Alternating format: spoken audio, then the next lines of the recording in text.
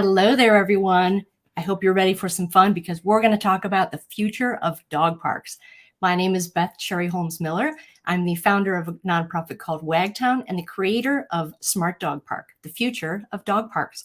I want to talk to you a little bit today about how we can impact that, how it impacts us, and what the future holds for us if we would just get up and make those changes happen. So let's get started.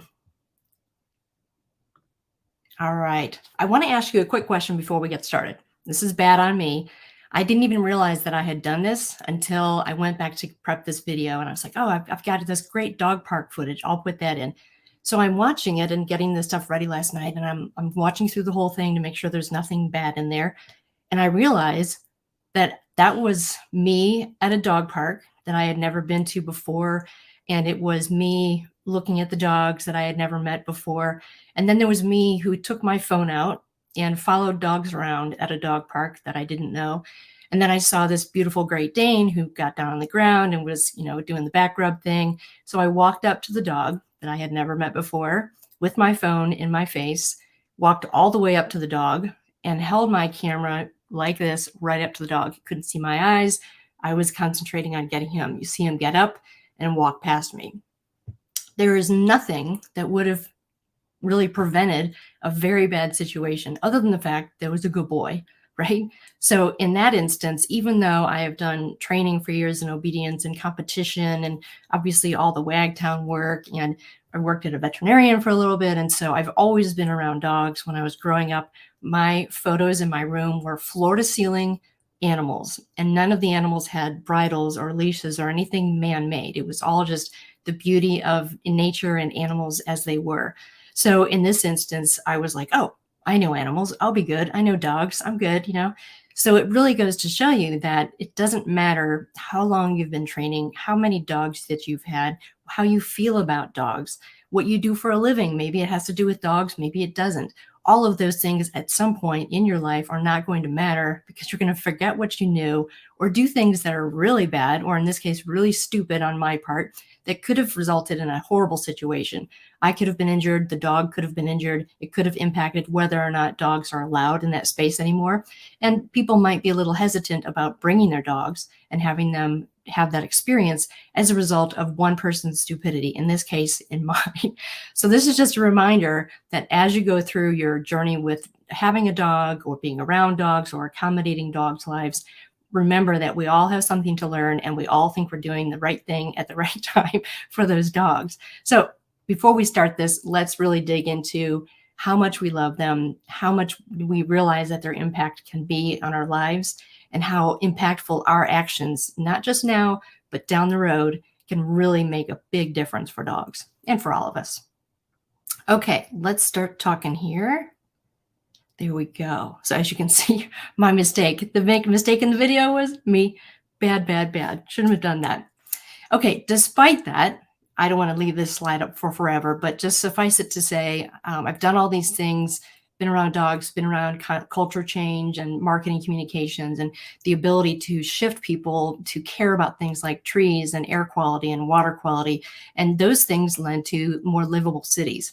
So I was able to take that and then add in 700 plus interviews face-to-face with people all over the country. And it was in public art and public transportation and first responders and the education system and obviously animal welfare and infrastructure changes, all of those things, because all of those things affect the dog's life in our communities. So all of that lends to the future of dog parks.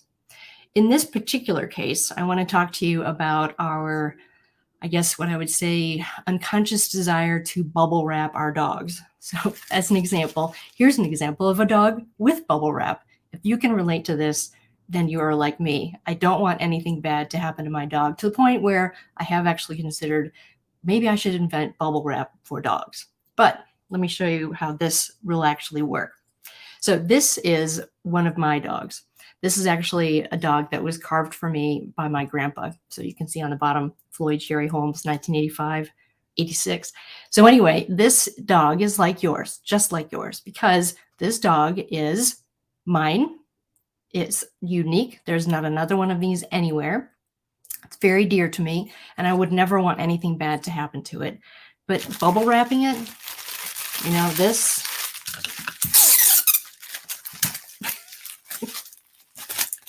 Right? Nothing bad is going to happen to this now, but what's the life like for the dog now? They're completely wrapped up in bubble wrap. There's no ability for them to really express themselves in the way that we wish that they can. Oh, hey, Urine. Hey, Deborah. Thanks you guys for coming in here. These are two, if you look in the comments, two real advocates and heroes for dogs that we should all know. So, yeah, thank you, Karen. I appreciate that. Okay, let's get back to presentation talking here. Okay, so we've talked about the bubble wrap situation, right? Well, what if the bubble wrap was not actually this stuff, right? The squishy stuff that comes in your Amazon box.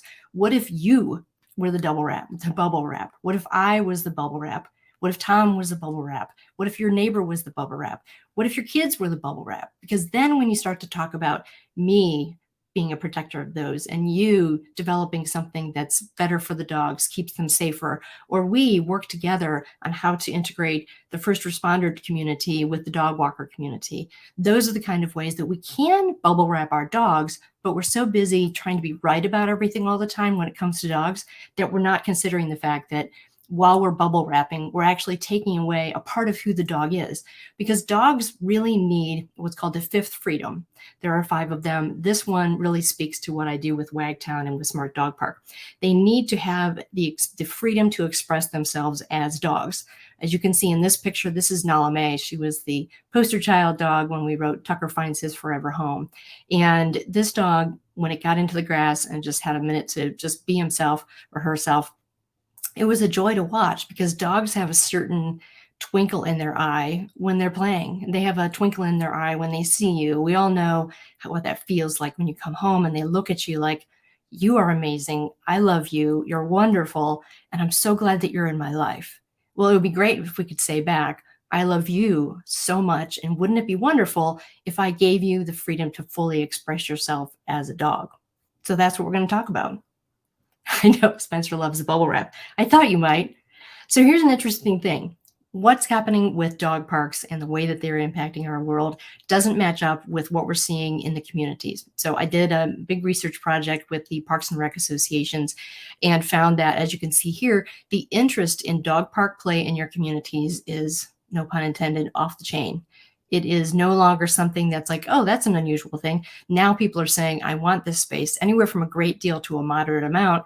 We're talking about most people want to have a better experience for this. And that's something we really need to listen to.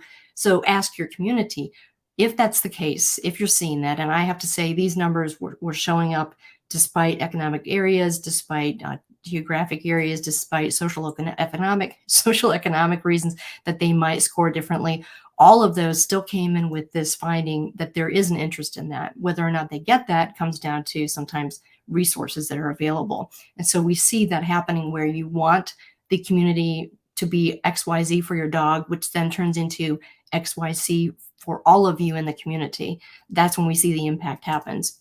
So that brings me to a pop quiz that I put on LinkedIn not too long ago. Interesting. I gave the options of Austin, Texas, Asheville, North Carolina, Berkeley in California, and Hyde Park in London, England. And I will say that some of these answers surprised me, like Austin, Texas didn't really get any love. I was kind of surprised because they do have a pretty robust dog park experience network there. But then you have Asheville, which is known for outdoorsy and dog friendly and all of those things. And they do innovate a little more quickly, not so much as the West Coast, but especially when it comes to quality of life and livability projects, they do have a tendency to be out in front and showing people what's possible. Then you get into Berkeley, California, which I don't know if you know Berkeley, but it's sort of, all ships rise. Are we in this together? But also, free spirited, anything goes, artsy, just a really dynamic community. And then you have Hyde Park. So just Google Hyde Park dog and you'll see that there are all these attributions to great experiences with dogs in the UK. So later on, I'll tell you who won that, who actually was the first one out there. Okay, so as a result of some of my posts, I had a few people reach out to me with some questions that I really want to share with you because it cuts to the core of why I did this in the first place. In 2016, I quit my job. I was in ad agency land and I loved it. Loved it. It was insane how much I did. And so jumping out of that to do anything else was unusual for me. I like intelligent risk, but I like the intelligent part more than the risk part. So I really needed to put myself into a different pair of shoes and rely on myself and believe in myself that if I quit my job and I just grabbed my suitcases and went all over the place and didn't ask people, what do you think about dog friendliness? But what if I asked, what is it that makes your community vibrant? How do new initiatives succeed in your area? Tell me about the grassroots organizations in your space and how are they bringing new thoughts and new activities and better actions to that space? And sometimes it's a really complicated conversation, as you can see. So one of the questions that we got into was, we all have expectations as to appearance and performance of a dog park. That is completely true. If you think about it, what do you feed your dog? What do you feed your dog? Just think about that. That's one topic. It's a big topic. That's one topic about dogs. What kind of leash do you use? Do you have a raincoat for your dog? Where do you take your vet? Do you practice holistic veterinary medicine with your dog? How do you train your dog? All of these are things that we need to build into our expectations. And when it comes into a dog park, we have the same problem. Every single instance of the dog park experience is subject to scrutiny, and everyone has the right opinion, right? Not really, but we all believe that we do. So what do you want it to feel like? What experience would you rather have that you have not had before? And I think a lot of that goes back into the way that we feel about dogs and the way that our communities evolve, and in different ways. And in this case, to being much more dog friendly. So if you're asking me, what are my expectations and what would it feel like for me and for my dog to be in this space? My default is you go to your goober. So this is Sesto. He is our goober, our puppy. We call dogs puppy. He's our dog. Anyway, he just had a birthday. Happy birthday, Sesto. So anyway, with Sesto, he was this dog that taught me a lot. And it was a reinforcement of what I had learned from my previous dog. And I'll tell you a little bit about that. We had a Great Pyrenees, beautiful dog named Rocky. And with Rocky, we lost him, unfortunately, when he was 14 years old. And I remember when he passed away that I didn't feel as bad as I thought I would. And I felt embarrassed that I didn't feel that bad. And I was really hard on myself for, how can you lose a dog and not be completely in a puddle on the ground, which is my past experience with that. But I realized that because I met Tom when he had Rocky, that I had always reviewed Rocky as Tom's dog. So therefore, Tom's dog barks too much, not mine. And Tom's dog doesn't like certain people, not my dog, right? And so when Rocky passed and we lost him, it was like Tom lost his dog, but I didn't realize until the next day that I had lost my dog too. But I didn't see him that way until I spoke with my friend Liz, and she's an animal communicator. And I wasn't sure if I believed any of this, but I make the call and I'm talking with her. And the first thing she says out of the gate is, the first thing that he wants you to know is that he was your dog too. And I thought, I don't know if that's something you tell everybody when they lost their dog, but for me, it was right to the core of me, and it got me in the heart, and it made me realize that I didn't love Rocky as much as I could have. I didn't give him that freedom of expression. I didn't love him like he deserved to be because he was a dog. So a few weeks later, Tom was at an event, and it was just Sesto and I, and we're out on the porch, and I'm just daydreaming and thinking about all kinds of things. My brain is like all the time. So I'm cruising around in my brain, and I look down at Sesto, and he's looking at me with this strange look on his face. And I remember thinking to myself, what do you want? Tell me what you need? What do you need, boy? And I realized that it was like Rocky was looking at me through Sesto's eyes and saying, you're doing it all over again. This is a service dog and training puppy. Yes, you will have to give up this puppy one day. Yes, that's true. Your heart is going to be broken in half. But why do you have to treat them like you're not really your dog? Because they will be your dog. Dogs are yours when you're in their company. They don't see you and say, that's not my owner, so therefore I'm not going to be gleeful. They say, oh, there's a person. What are the possibilities? So why don't we do that? Why don't we say there are dogs and people that love them and communities that would be improved by them? So we really need to say, dogs mean so much to me, so much to my community. And even if you don't like them, you need to understand that your property values are better. You can attract and retain a better workforce. It's just amazing to me. And I can get into it and go for hours and hours about the benefits of having dogs in our lives. And yet we have this same dynamic that we've had for a very long time. And that is that we don't meet the expectations and the demand for dog parks with quality and forethought and the way to really push forward to be something that they deserve based on how much we love them. So when we talk about that and that demand for it, let's look at this one. How would you characterize dog park management training available to you? So just like what we were just talking about, we already saw that a huge portion of the communities are looking for dog play in their communities and not finding it enough. So now we see here that unfortunately, when park districts or municipalities or foundations or individual grassroots groups, private foundations, dog care businesses that are adding that on, hotel and hospitality that are adding that on, apartment housing, pet inclusiveness, all of those things are really popular right now, are being pushed for, are wanted by all of these target audiences. And yet most of their training, almost 70%, is learn as you go. There is no playbook for them. There is no connectivity to people who can help them with that project. As a result, we get what we get, which is I did the best I could with what I could find at the time. And that's just not good enough for us anymore. If we're really going to treat our animals like they're a member of our family, in some cases their child, then why do we keep accepting the fact that we're basically throwing these people to the wolves, second pun, in order to have what we want? So that brings me to yet another research point that we had, which is, does your organization have a comprehensive, documented plan for off-leash area development and management?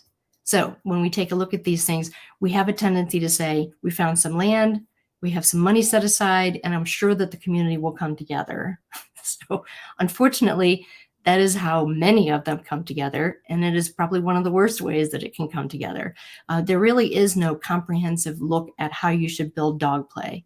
As a result, we get responses and implementation and builds of dog parks. Now, the great news is that they are very diverse. So there are all kinds of ideas out there. We just don't know each other well enough to say, okay, I don't have a plan. I see that you have some documentation out of how to handle crisis communication if there's an incident at the park. You do? You have one of those and it's written down?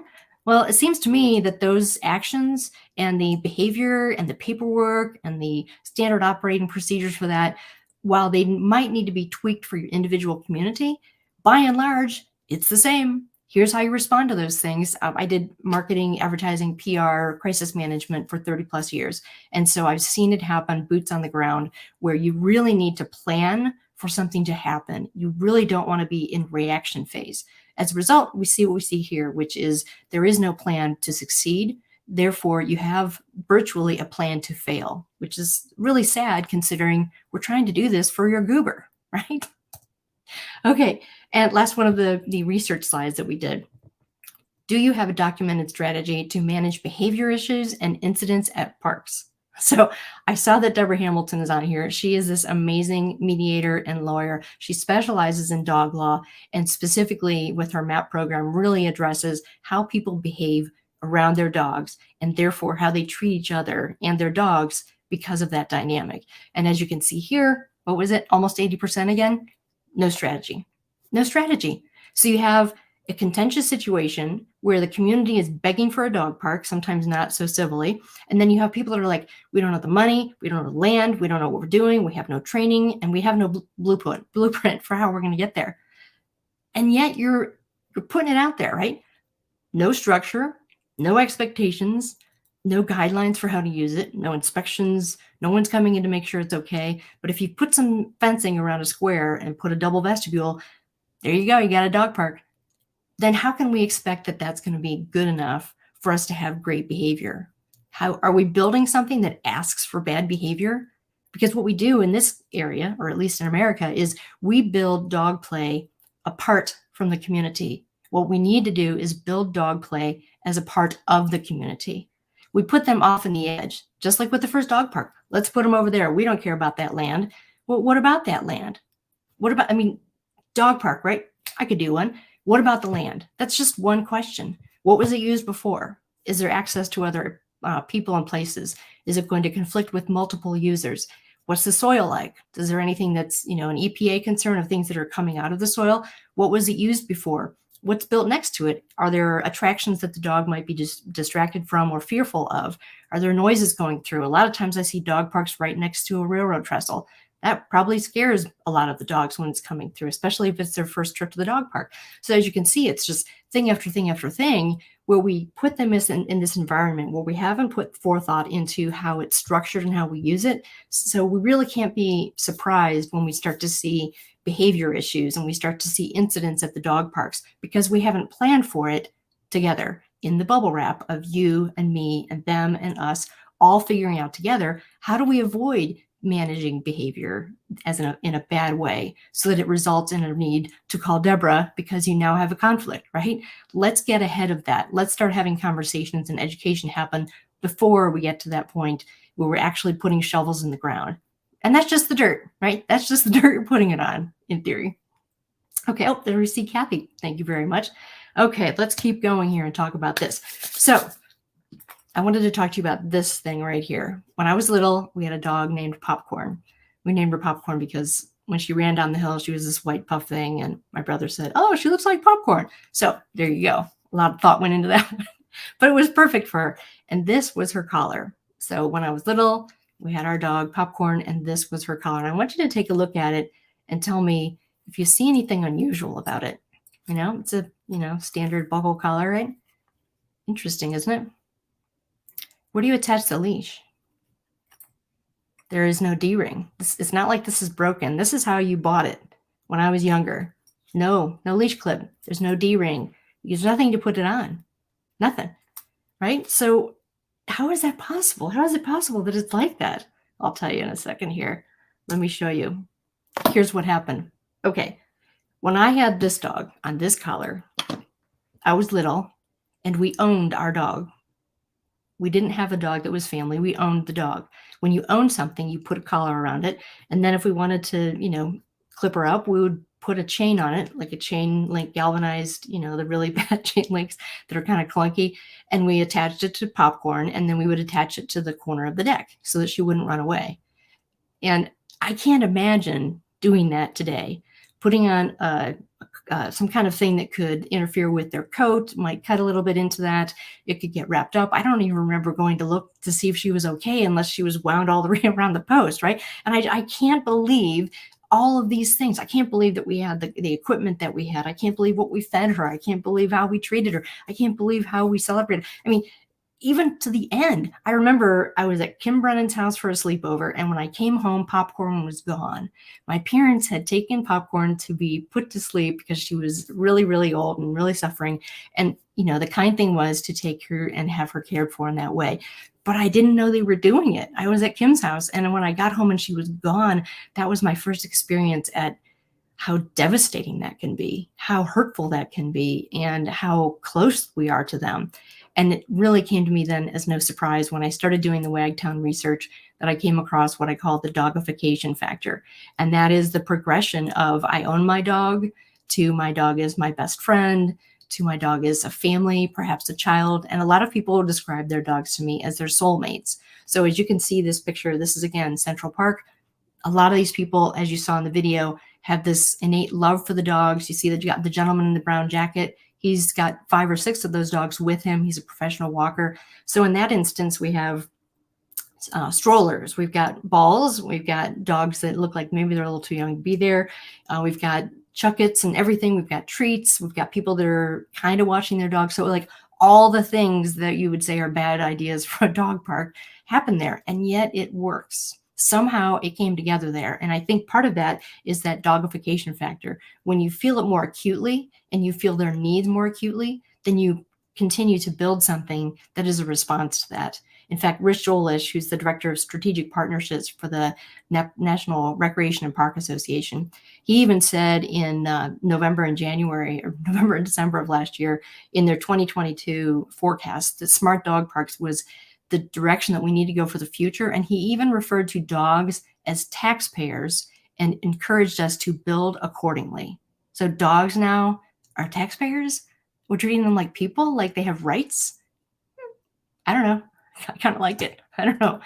But what that really does, then you take all that emotion and all that desire to have things be really great for your dog and a great experience for people when they come to your community, and you end up with this. So here's me in Nashville, all excited. I'm going to go see this dog park. Now, in Nashville, people voted for the mayor based on partially her commitment to animal welfare. Part of her platform was literally, are we going to prioritize animals in our community? So I was very excited to see this, and I was delighted to see that not only had they added infrastructure, they had improved what they had, signage was put up, there was a lot more accommodation, and part of the brand of that community now is your dogs are family too when they come here. And we will accommodate that with really great experiences that are not just safe and not just enough to not get sued, but something that when you leave there, you're like, Nashville was amazing.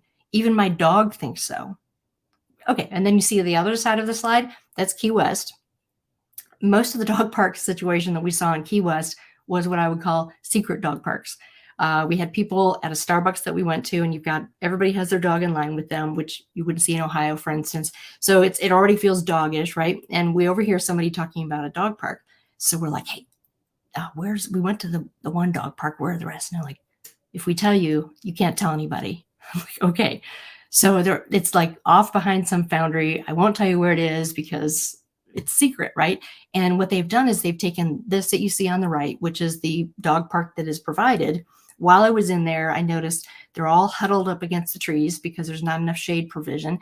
And then they don't have good seating for that. So they've all dragged in their chairs from their porch from home. And then they're bringing in bottles of water because there's really no accommodation. So while I was in there, we were interviewing someone with the media locally.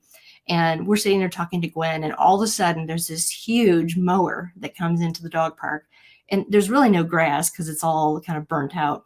But regardless, the guy gets on this tractor or this mower, and he just goes really fast. Like, when it's getting ready to mow and you're like, I have to mow really fast. It was like that. Like he's just trying to get it done as fast as possible. And because there was very little turf there are stones flying everywhere. There's dust in the air. We felt like we were in a hazardous situation just sitting there. I can't imagine if dogs were playing a flying rock, that's not bubble wrap, right? So what we see is these missteps between what we want to have happen for our dog and what we encounter when we go somewhere. And if you go someplace on vacation and you bring your dog to a place that is touted as being dog friendly, and then you show up and see this, I just don't understand how that can happen, right? But it does all the time. I would definitely say that I've seen more bad dog parks than good dog parks. So there's something for me to to agree with. Oh man, tag. Air just had a great point. She's doing this amazing project called Morty's Bark and Brew, right? And she mentioned too, there's no tag on the dog collar, right? Nothing there. Nope. So again, a little less bubble wrap for the dogs. Okay, so back to that question about the first dog park. This is Tiki Tommy. Tiki Tommy is the last surviving member of the founding group for the world's first dog park. All right, I'll give you a second. Put in your answer on your comments there so we can see who knows. What is it? Austin? Was it Asheville? Was it Berkeley? Or was it Hyde Park? Okay, time's up. So this is Tiki Tommy, and as you may be able to tell from his appearance and his demeanor, he is from Berkeley, California. He is the last surviving member of a four-person team that created the very first dog park in the world. So naturally, being a curious person, I'm like, I need to talk to this guy.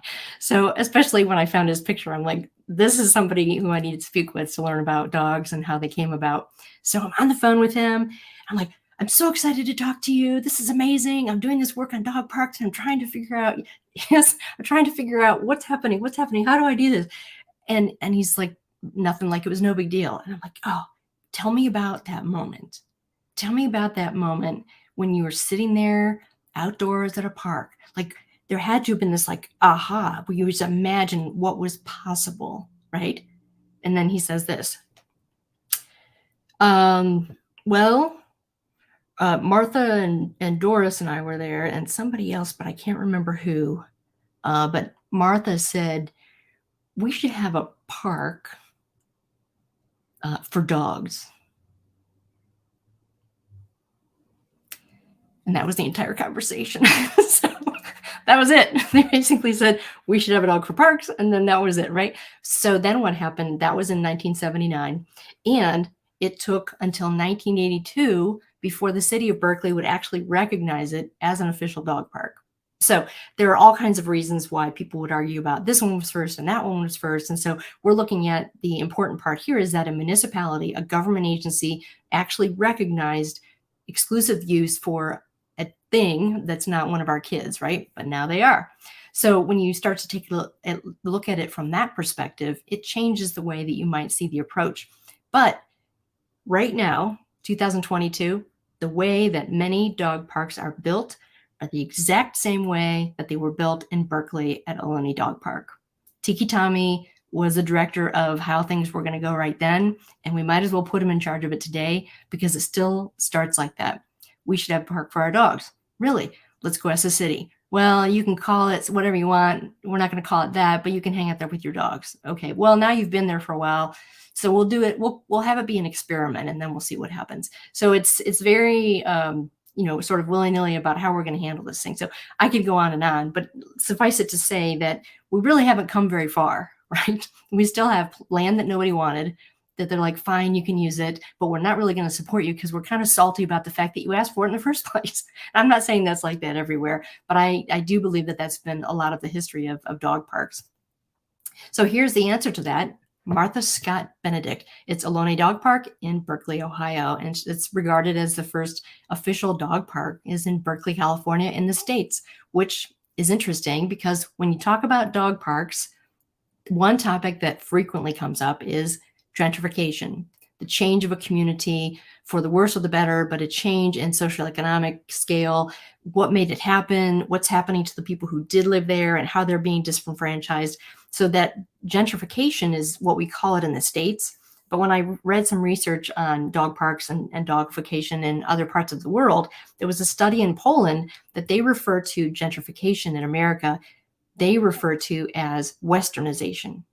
So as you can see, it's all a matter of opinion on where did these opinions come from, what are we going to do with them, and how much do they trust them based on where they came from. But at the bottom line, apparently you need to be in a community where there's some creativity and where people believe in something behind the black and white world. They believe that fuzziness could be the key to economic development, to safer communities, to healthier outcomes, to more welcoming infrastructure, to more responsible dog owners, to better support for humane organizations. What if all that was possible just because we started with something on one of these? Well, I'm telling you right now that it is completely possible. The problem is that we have this situation going on. We have creators who want to make these amazing dog park situations. You've been sitting there for 35 minutes listening to me talk to you, and you have in your mind, right? You already have in your mind, you've decided this is what it would look like for my goober. And then on the other side, you have these suppliers and they're like, we have all the stuff you need. We have turf, we have undersurface, we've got water materials, we've got steel materials, we've got tree materials, and then the subject matter expertise that comes on both sides of this. On both sides of that red line, you have expertise about dogs and behavior and your own personal goober, right? And on the other side, they know everything you need to know about water installation and safe materials and veterinary issues, all of those things. But as long as we have that red line separating us, we're not going to reach that precipice that we want, where dogs are treated and given opportunities to be dogs and express themselves as dogs, which I think is kind of a shame. So what we need to do is go into what's possible. Right now, what people do is they Google stuff. They have guesses based on, well, I guess this would work. And then there's guru mismatch. If you Google dog-friendly expert, dog park expert, the problem with doing that search is like what we had when we Googled dog-friendly city in America.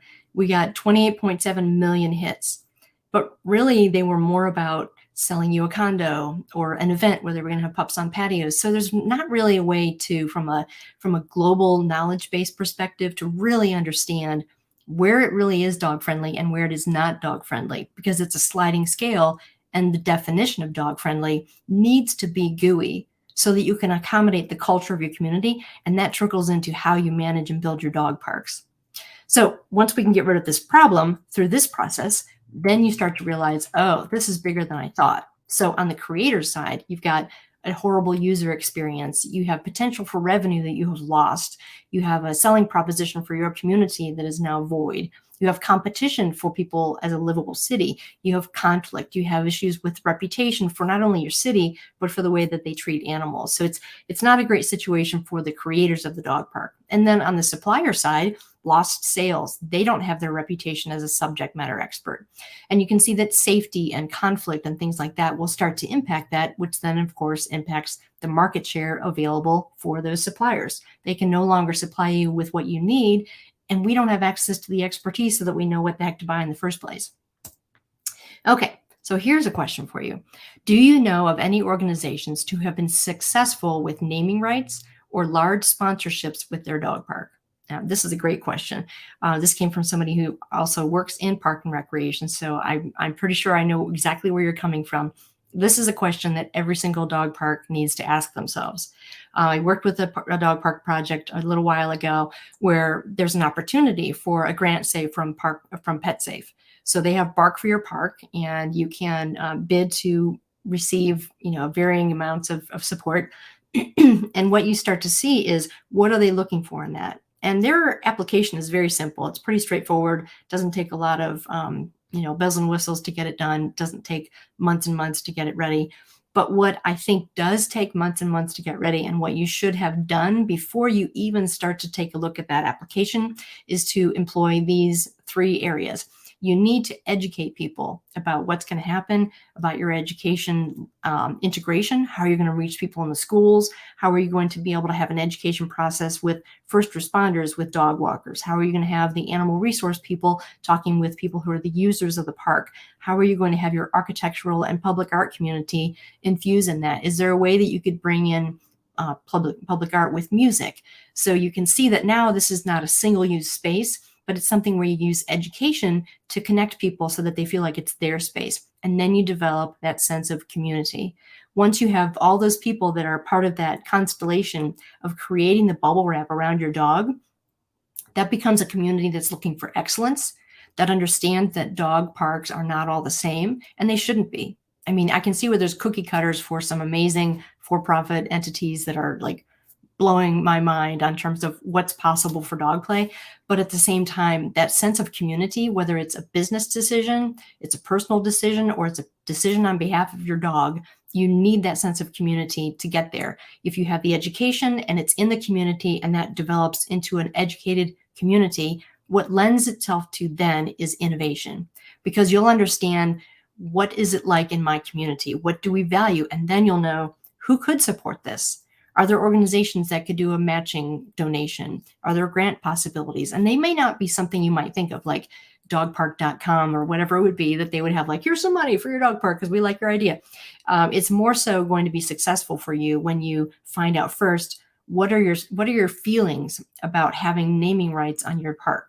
So I've had people reject going after grants because they didn't want to have a particular name on the park. There's also maybe a few strings attached with that. There's another option of finding a philanthropic person in that community who would say, I just am amazed by the impact of dogs, and I would love to see these things happen in my community. And so you start to see that innovation starts to happen when you realize that, oh, we're a little different. Oh, we see dogs in a different way. Oh, now we're more enlightened because we've talked to ABC, we were educated, and now we're a part of the community that identifies and moves forward with innovative ideas. So then you start to have a plan that's built by people that are educated in a community and are innovative. So how can you go wrong with that, right? Okay, so we've gotten through everything that we want to talk to in terms of a quick overview of the future of dog parks. I'm going to be coming back to this platform to answer some other questions. I see that we have a couple of things listed in the comments. I'm going to have this pinned to the top of the page, because let's get into a little comments that you had in here, and I can shed some light on those. But I'm going to leave this recording up and repost things. So as you come up with questions, please feel free to put them in the comments. And what will happen is I will answer some of those questions. If I don't know the answer to those questions, my role in Smart Dog Park's role is to connect you with people who have expertise, who have offers, who have innovations, and have maybe a prototype that you could take a look at, or connect you with someone else. Maybe the people in Hyde Park want to talk to people in Austin, Asheville, and Berkeley about what they did, what went wrong, what was great, who were your vendors, how did you handle this? All of those questions could come out of that situation. So let's start having conversations where we say, what if? Let's start having conversations saying, my dog wants this. And that doesn't mean the dog park should revolve around your dog, but we should recognize that everyone coming into that situation is going to have a driver within that community of builders and the driver within the community of managers that say, what makes sense, what's fundable, what's sustainable, what can drive revenue, what are our key performance indicators? How do we have return on investment for this? Is it all money? You never know where those questions are going to come in, because that will give you an indicator of where your resources may come from. Does that make sense? So let me take a look at some of these comments that we have here. Oh, Spencer says Hyde Park is one of our royal parks since 1637, 350 acres. We should make that a giant dog park. That's the response of a typical dog lover, right? We should make it a dog park, all for dogs. Well, it's 350 acres. There's a gorgeous, one of my favorite dog parks ever. And it's called Marymore Dog Park. It's actually Marymore Park. And it's 42 acres of it is dog park. And it's not all fenced. It's really wide. And they have put-ins, which is like when you go kayaking and they have the little steps down to the lake or the river. And instead of kayaks going in, it's dogs going in and out. So it's magical. It's wooded. It's in the Pacific Northwest. So it's beautiful. And what you see there is the same thing I saw at Central Park, which is chuck-it balls and food and strollers and toddlers and big and little dogs. We met our first in the wild Leonberger. Now, we met one at Westminster, but meeting one covered in sand and water and mud from playing there, that's a totally different experience. And who he was playing with was a Boston Terrier. So you might not see that in a big dog, little dog situation. In this instance, they have a phenomenal support organization. They're supported by the park district. They have a lot of empathy for the different uses, and people respect those boundaries. But at the same time, when you live in a truly dog-friendly community, you'll start to see that people are more responsible. They start to take their cues from that. It is safer because you have dogs on the streets. Not on the streets, you have dogs with their people walking the streets, looking for things that may be wrong. And then so therefore they collaborate with the police department. You see what I mean? So when we start to take a look at it, we realize that not all dogs are the same. We start to realize that not all dog parks are the same. And that's okay. I wouldn't want all dogs to be the same. Isn't it wonderful that if you meet one dog, you've met one dog? If you've gone to a dog park, you've been to one dog park. And the dog park that could be amazing and great for our dogs could be in your head. It could be in an architecture set. We could talk to people in boarding and pet services. We can talk to architectural groups that specialize in land use planning for parks and rec. All of these people need to be more aware that there are big questions behind this, big answers need to be found, and that there's a lot of heart in communities all over the place looking for a better solution for this. It's time for us to stop saying, I'm not going to take my dog to a dog park because it's dangerous. I wouldn't take my dog to a dog park if it killed me. They're going to get a disease. I went one time and my dog had fleas. You can get Giardia from a park. Why aren't we addressing the fact that those things happen instead of just saying you shouldn't go to a dog park? So I created Smart Dog Parks so we can stop having excuses for poor dog play areas and start having solutions for better ones. So I'm going to be coming back in. Let me see. Dog leaf areas, I love this, are being considered in a couple of cities in the Bay Area, but not often met with community fears and struggles of reinforcement issues and behavior, ideas on community education and enforcement. Oh my gosh, Juan, that is a big question. And I think we need to have a separate conversation. I have, at the end of this, you'll see a QR code. Please make an appointment with me because education is massive here. Massive. And really, let me make sure I address all of these. Yeah, the struggles with enforcement, because you'll start to see, vagrant behaviors and things like that. You'll start to see conflicts with conservation areas, different user groups that want to use that wooded space or open space for other activities. And, sometimes dog people are not great about sharing things, right? like land to use. So that can be a real issue. So unless you can get to the root cause, like I created a curriculum for K through 4, it's available through PBS Learning Media because I wanted that and a book about breed discrimination to educate people at the very base of their understanding of our relationship with dogs. And so now we have a book and curriculum that walks them through dog safety. Dogs have jobs sometimes, how to identify different kinds of dogs, how to read their body language. And so you start to integrate that when they're in kindergarten. Imagine what kind of person that yields when they're 20, when they're 17, when they're 37, when they're 97, when they're 107. Those people will be different because they were brought into an education sphere about what the potential is for a companion animal, and in this case, dogs. Because whatever you think about dogs, I can guarantee you they are more awesome than you thought they were. So, okay, let's see here. Yes, I do. Carrie said you have a lot of these solutions already mapped out. I know this is not a sales pitch event, but yeah, Smart Dog Park fixes it all. So it doesn't fix it all, but it gives us a solution of a space to fix it all, right? We need the solution, but we know we have to go through the process. And now we've created Smart Dog Park is the place where we can make all of this happen. And we do it together. We're all going to be that bubble wrap. So Carrie, thank you for shouting that out. Let's see, bettering the community. Yes, Janie, it's got to be something where we incorporate what the community means. You know, the people that we're looking at, you know, a sponsorship from a corporation, they needed the money, but it wasn't a fit for the community culture for them to take money in that way. They wanted it to be more grassroots and something that came from the community, and certainly not something that was driven in a corporate way. Whereas you have other groups and organizations that a corporate partnership is perfect for them, right? It integrates business practices and community development in a way that nothing else can. So you can see it really needs to be a reflection of the planning, of the people, of the dogs, the history, if they have a checkered past with how dogs are perceived or managed or treated in that community. See, that all comes into that ball of wax that we say, oh, this is what would work for us. And then somebody says, we don't do it that way. Well, that's okay.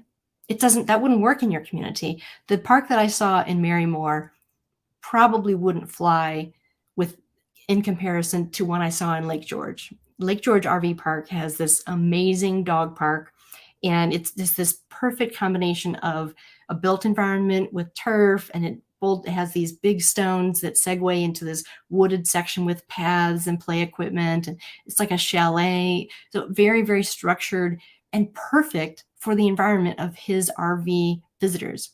And they even told him, I would stay longer, but my dog is filthy and they've been in the box for months while we drive around. So he's like, what if we built a dog park?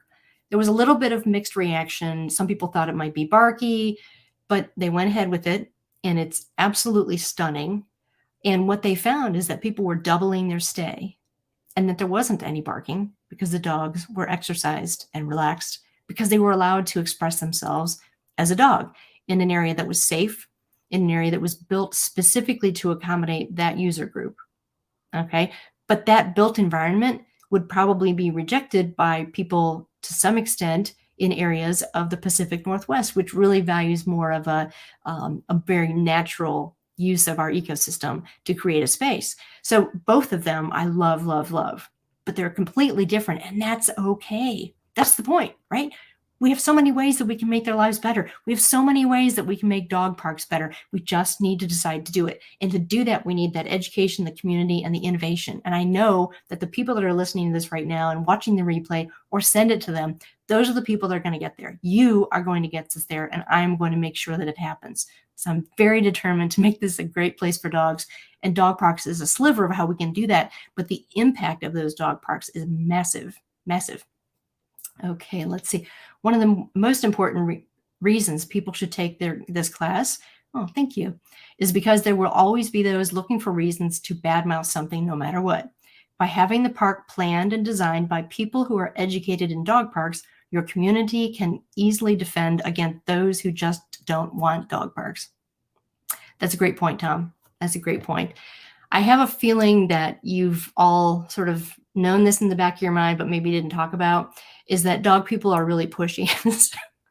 They're not all pushy, but we do love our dogs. And sometimes we're not listening to other people who maybe don't love dogs, or that they feel like there's not enough green space to go around and that we're giving exclusive use to the dog people and that other people can't go in there. That's when maybe you start to take a look at multi-use space, or how can you incorporate that into the community?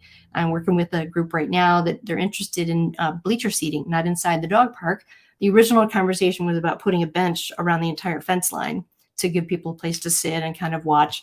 And we had this discussion, and I looked up and I said, "You mean a ladder, right?"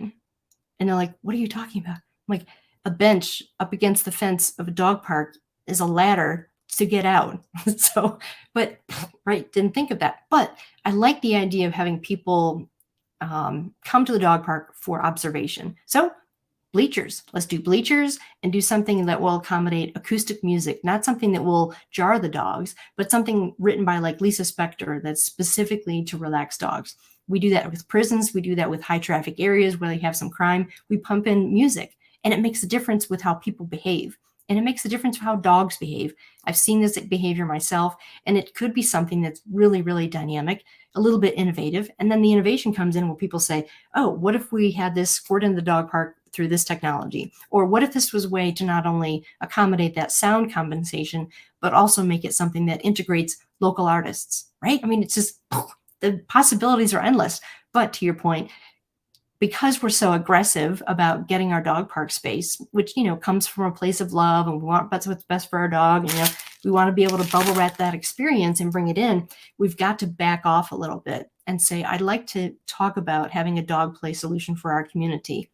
Let's all get together and build a team of people who can investigate the possibilities, what some of the downfalls could be, what some of the situations you have in your community that would be obstructive to that process." And at the end of the day, you really do need to find someone, in charge, basically, that can champion this for you. Because building a dog park in a community where there's a lot of objection to that and a lot of, I'm not sure, that is very difficult. Because even if you have that strong team of people that are like, "We're going to make this happen no matter what," that's not really the approach that's going to work very well in most situations. What if you went in with, "I don't know everything about this, but I'd like to explore it," instead of, "I've done my research. I watched this thing from Beth Miller on LinkedIn or Facebook or wherever you are, and now I feel like I know what to do." First part would be to say, like we talked in the very beginning, when I got in that Great Dane's face, we don't know it all, and we don't know what's possible. What if we need to take a step back before we take that step forward? So back to Tom's point, the education has got to be there, because they're poo-pooing, no pun, see, another pun, they're poo-pooing this idea despite the fact that they don't know what it's about. And we're cheering for it, and we don't even know what it's about. So naturally, you've got conflict. So we'll have to put Debbie on that, right? I love this. Oh, thank you, Mike. Mike is a real advocate for the pet industry in general. He's president, executive director, Mike, I'm not sure which one, the Pet Advocacy Network. So the big picture, the big boulders of moving in terms of legislation to protect animals, to have somebody like have somebody like Mike on board to say, "Oh, I have a completely different perspective because of my background and my experience, Beth. I'd like to contribute to that." So it's wonderful that we have somebody of Mike's caliber and so many other people in the room. Like there's Ross Barker, pet inclusivity. That's his jam. That's included in this project. That who should be included in your conversations in your community. Do you have someone there that's an advocate that can maybe talk to legislation? In 2018, it was illegal to bring your dog on a patio at a restaurant. Illegal in the state of Ohio. Like, what was going to happen? So we did all this research, and Laura Lanice was brave enough to, bring this to the floor. Lori also we used to be going to a dog bar, and they came in and said, "If you do this pups on patio again to raise money for the Humane Society, we're going to cite you." Are you kidding me? That hurts the business. It hurts the animal welfare organizations. I mean, it's just like one thing after the other. And as we did our research, we couldn't find any evidence. The state of California did an entire massive study and could find no evidence that dogs in public places for eating cause some kind of health risk. And here we are talking about, well, if they're in a field, they're a health risk. Well, you're always going to have health risk whenever there's something alive in a place. So your job and our job then is to create an environment where they do feel safe and that they do get that education, so that when we start to have conversations about bringing in a dog park, everyone's ready to listen because they understand both sides of the conversation. So thank you for bringing that up. So thank you, Ross. That's very sweet of you to say about the valuable work. Oh, Mark Young. Mark Young helped me a lot with the Parks and Rec survey. He knows like everybody ever in the Parks and Rec field. So I really appreciated his input in helping us put together things that would work, things that wouldn't work, and questions that we need to ask. So he's asking, Have you seen any creative designs of dog parks and dog-friendly areas in densely populated urban areas where any green space is scarce or non-existent? Yes, I have. It can be difficult. In the city of Seattle, just in the downtown area, they have 33 dog parks. 33 dog parks just in downtown. That sounds pretty fancy, doesn't it? I was impressed. So then we went there, and they're not very good. There are a lot of them, but a lot of them were posts with chicken wire and a sign that said dog park with the hours and a dog poop bag if you were lucky. And at first I was like, this is terrible. I mean, they look horrible. The statement they make about people with dogs but then you look at the population. They live in a very dense population area. There is no green space nearby, and they want to work there and they want to support living downtown. They want that they want to live the urban life experience, but we're not letting them do that if we don't have any grass. So they're saying, hey, we'll put a potty area right outside your door. You can come out from work, take your dog out, get a little exercise, go potty, say, I love you, go back to work. And you don't have to worry that the dog doesn't get out all day because there's no place to take them other than the sidewalk and the alley, right? So that's another example of how you can accommodate with smaller spaces. But it sounds to me like there was a cry for some kind of solution. And then there was something provided, but again, it doesn't really speak to the way we feel about our goober. It's not really where we want to go. But in that instance, it solves the problem. It gives people a solution. It doesn't need to be what they did in Lake George. It doesn't need to be what they have in Marymore. It doesn't need to be seen what Coronado. I mean, there are so many parks I've seen, and none of them are the same. Not one. Not one. I have never seen a cookie cutter. It's always different, just like we are, just like the dogs are. Okay, I could go on and on. But Mark, yes. Anyway, yeah, one time we'll have to have one where people just come in with like, so this one time I saw this really cute park and blah, blah, blah. Okay. Yes, Kieran. Okay, he's coming in also from overseas. So always appreciate the perspective of people who are not in our area.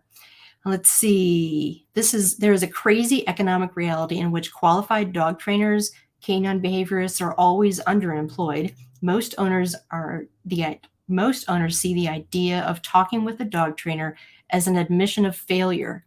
The dog park is a perfect blind date. Excellent. I love the way you said that. I really love the way you said that. Especially the part about the idea of talking with the dog trainer as an admission of failure.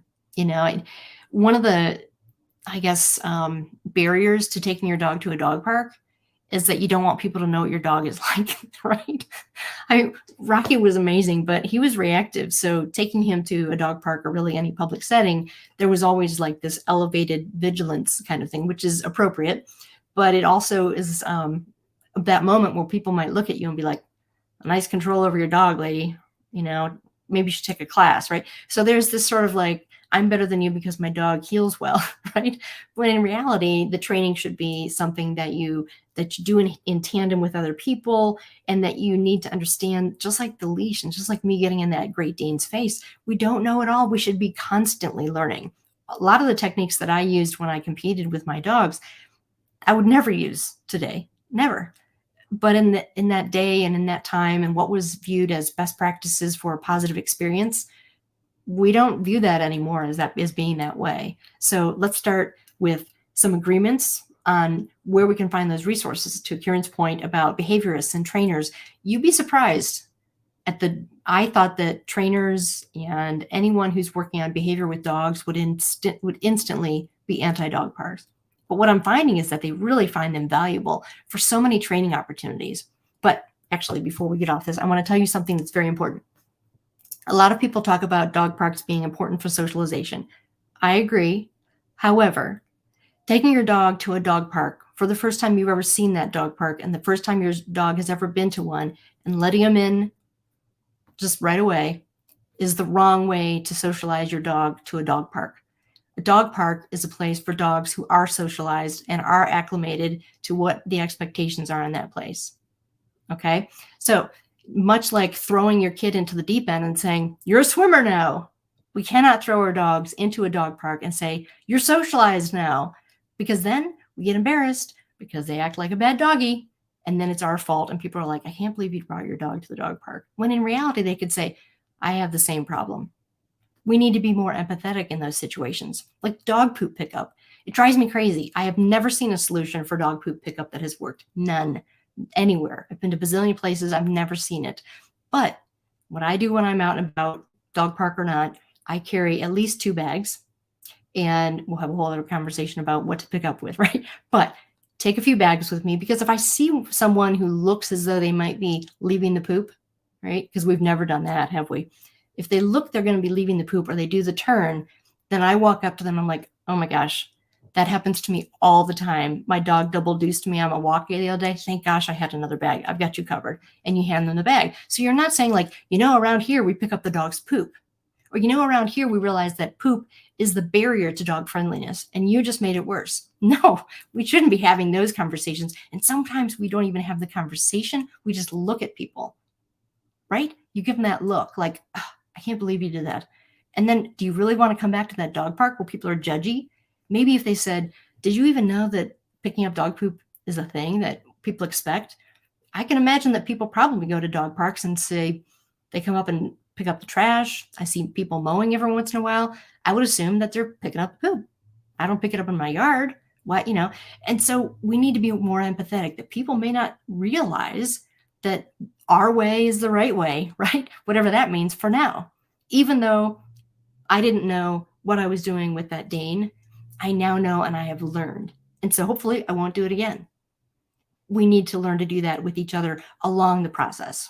Okay, let's see. Oh, David Molitano. Okay, I have to tell you about Dave, right? I met with him at a trade show, a conference about parks and recreation. And one of the things that I expected with Smart Dog Park, in particular with parks and recreation, was that it would be like, I don't want to talk about dog parks. Everybody's asking for them. We don't really have the resources, and it's a drain, and our staff we don't like it. And well, of course they don't like it. You didn't tell them how to make it. You didn't train them on how to interface with the people. You don't have a crisis communication plan. You don't even have anything to manage behavior, right?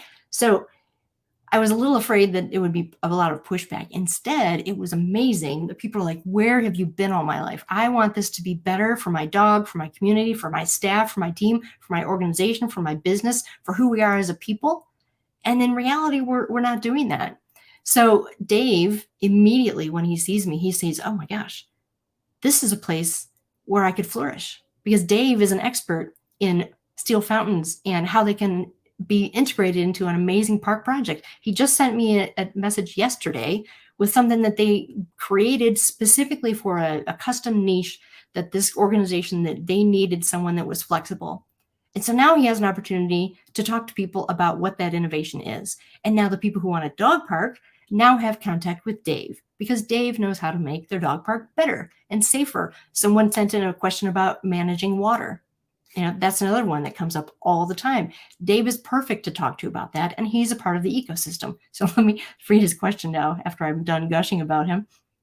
Okay, with corporate naming, think of your dog park as a corporation. Don't give up controlling interest, like the name. Suggest an opportunity of sponsoring dog event, site furnishings, and features. I love this. I really love this, because when you talk about the culture of a community being reflected in the dog park, it's going to come out in the name, right? So we were talking to a city called Huber Heights, and they were putting a dog park in that was truly a reflection of the needs, the space that they had, the funding that they had available. And one of the things that they did that I thought was really creative and very insightful about who they were is that the Dayton area is very big into flight. Orville and Wilbur were from here, and so it's just a part of who we are. And there are a lot of milestones and key markers about their life and the impact on our region about that. So Flyer Field is their dog park, right? So it's a reflection, but then they interpreted the history of aviation as it relates to their community at the dog park, right? So now it's an education community project with innovation.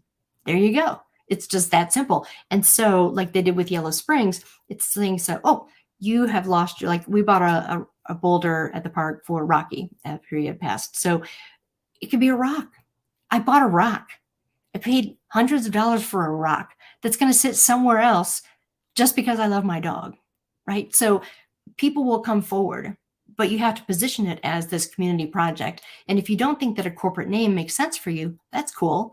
I mean, think of all the stadium names that you're like, how did that get past the committee, right? Big, long names. But if it pays for their entire concession system for 3 years, maybe you should be considering that this would be like the Xerox dog park, right? That was a bad example. But you know what I mean, right? Is there something that you could go after or pursue with an organization that shares your social enterprise perspective? Are they doing things for philanthropic reasons? Those potentially are the ones that you want to connect with and have their name associated with yours. But as we've learned from Tiger Woods and countless others, even your best brand ambassador can bite you, right? Another dog pun can really bite you in the end. So be careful about who you're getting into bed with on this and how long you make that commitment for and what it says about your community, your dog park, and the expectations for the use. Because that name is just like you. There's a reputation that comes along with that. And you don't want that reputation to be one of sloppiness or, everyone can do whatever they want.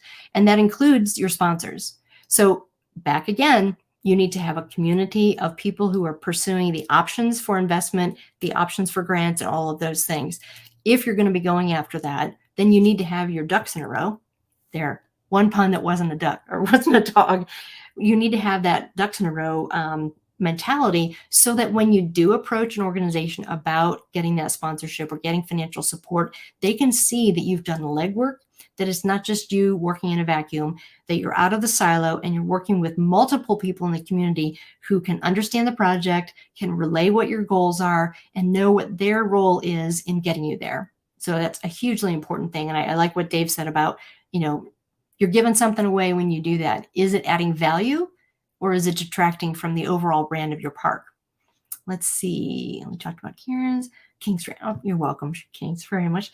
Mike Bober, sometimes we want to have those conversations, though those repeat offenders can get under our skin. Yes, that is absolutely true. I'm not going to name names, but there's a dog park that I'm aware of, and the biggest problem in the park is definitely human behavior related, and it's a huge problem as far as reputation. It's been a problem for years, and they tried to do a switch with moving the location and all those kinds of things, and it's still met with this stuff that Mike's talking about, that you have these repeat offenses. We went to their ribbon cutting and said a few words, and I noticed that there was this dog that was kind of being a bully. It wasn't a huge dog, but it was in the little dog section because it was a little dog-ish. And there were two other dogs that this was their first trip. I think it was a pair of pugs. Very cute. Well, the parents scoop them up because this other dog, even though it was little, it was being this bully pickup dog. And instead of that person seeing another, you see another person literally pick their dogs up and hold them like babies because they think that your dog's going to hurt them. Now, in that situation, what should you say? What should you say when you see someone that's so afraid of what your dog's doing that they literally pick up their dog? Well, in this instance, she said, oh, it's just like that. Everybody over at the other park knows how he is. How is that okay?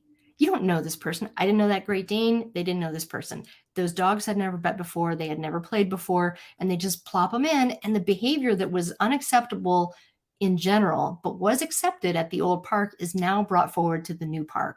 So again, sometimes those conversations aren't strong enough, but when you try to have them, it can be very contentious. So I'm happy to say that Deborah Hamilton is part of the team that's going to help me better understand and better train people. And she will have conversations with you about how it can really escalate very quickly, and that there are some simple tools that we all need to have so that those conversations are not uncomfortable, even though they're critical. So thank you, Mike, for bringing that up.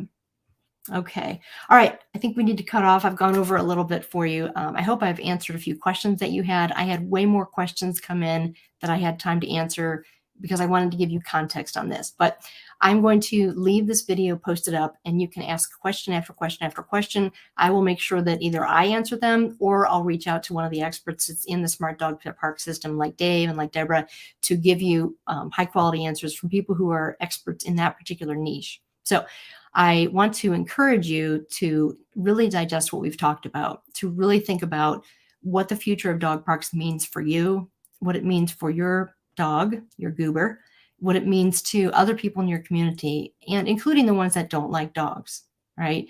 I went to an event with Sesto. He was a service dog in training at the time, And I went up and gave a little presentation about Sesto. And when I sat back down, there was a woman across the table from me, and she reached across and she looked at me in the eyes and she said, "I am terrified of dogs." And I was like crestfallen. I'm like, "Oh my, I'm so sorry. I'll sit over there." And she goes, "No, no, no, no. I'm not afraid of that dog, my dog." And I'm like, "Really? Why is," I said, "have you had a bad experience?" And she told me that she had been bitten by a dog when she was little, pretty badly. And she just didn't quite know what to do with it. And she told me that she had not touched a dog since then, since being a child, never laid a hand on even a blade of fur, right? And so I asked her if she would like to touch Sesto, see what happens. And she's, I think I would. And so she stands up and she's very slowly, I mean, I can tell she's just reliving that moment, right? Where something bad happened. There probably was not a lot of understanding what happened. And the reaction was probably very aversive to Mike and to Kieran's point. And, you just go forward with that. And she touches the dog. And the minute her hand touched Sesto's coat, she just melted. She got tears in her eyes. And she's like, "I have never touched a dog since I was a little girl." And then she starts to put her hand into the coat, to feel what that really feels like, how warm it is and soft, and how the deeper you go in, the softer it gets. And then the dog's kind of like, "Oh yeah, you could do that some more, please." Right? And she looked at me, she said, "Will you take my picture? My daughter is never going to believe me." And I thought, oh my gosh, I just love that this happened. And it was just one dog in one moment in time that connected another person to who they used to be before they were afraid of dogs. And now she's this celebrant of the impact and the power of dogs. So don't we deserve to have a better outcome for that, for our communities? And don't dogs deserve a lot better than what we're providing now? So that is why I started Smart Dog Park. Wagtown is an attempt to make communities much more responsibly and authentically dog friendly. One of those things is welcoming infrastructure. And one of those welcoming infrastructure pieces that I believe is key, that we currently are bad at, is dog play. We need to make dog parks much better. So I would love it to have you on this journey with me. I want to hear more questions that you have. I will be back with more answers and more insights. If you have other questions, at the end of this, there will be a QR there. Scan it with your phone. I'm more than happy to meet with you. It doesn't cost anything. And if you have questions, please feel free to put them in here and I will definitely respond to you. And like I said, if there's a subject matter expert who can reach out to you and give you additional information, I'm happy to pass that along as well. We have a lot of people on the team. If you're listening out there and you'd like to be a part of that, then also please reach out to me, because in addition to providing the research that I have brought to the table, in addition to the advisors who are bringing that information to the table, I also want to know what you think. I want to know what dog lovers think. I want to know what business owners think. I want to know what governing agencies think, so that when we build these things and it gets better and better and better and better and better as we go, it's a community of educated people innovating for better dog play. That is the future of dog play. So I want to thank you very much for being a part of this conversation. It was a lot of fun for me to speak with all of you. Here is that QR code if you want to join us on this trip to find out just what's possible with dog parks. It's way better than we have now, I promise you. And I'm extremely excited to be involved in this, because I know that this is going to change the world one wag at a time. So thank you very much. I'm going to leave this posted and pinned at the top. If you know people who would like to have this information or need this information, please tag them in the post. Feel free to ask questions and I will get back to you. In the meantime, tell your dog I said hi and keep wagging. Bye-bye, everybody.